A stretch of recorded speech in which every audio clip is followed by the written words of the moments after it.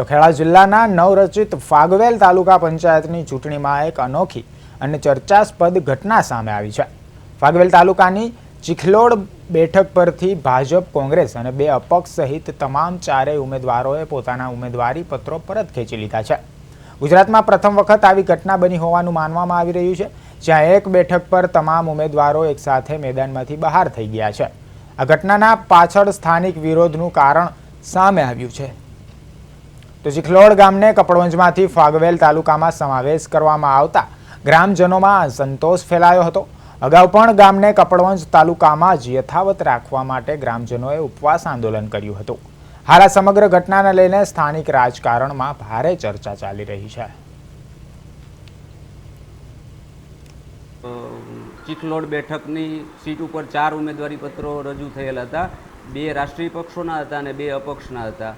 તો તેમના ઉમેદવારી પત્રો રજૂ થઈ ગયા હતા, ત્યાર પછી પાછા ખેંચવાની આજે મારી સમક્ષ જે નોટિસ રજૂ થઈ એ નોટિસ રજૂના કામે મેં નામદાર ચૂંટણી પંચની સૂચના અન્વયે ચૂંટણી મુક્તપણે, ન્યાયીપણે અને તટસ્થપણે યોજાય અને ચૂંટણી સારા વાતાવરણમાં યોજાય અને દરેકે ચૂંટણી લડવી જોઈએ, જેથી લોકશાહીનું હનન ન થાય। લોકશાહીની રક્ષા માટે ચૂંટણી લડવી અનિવાર્ય છે।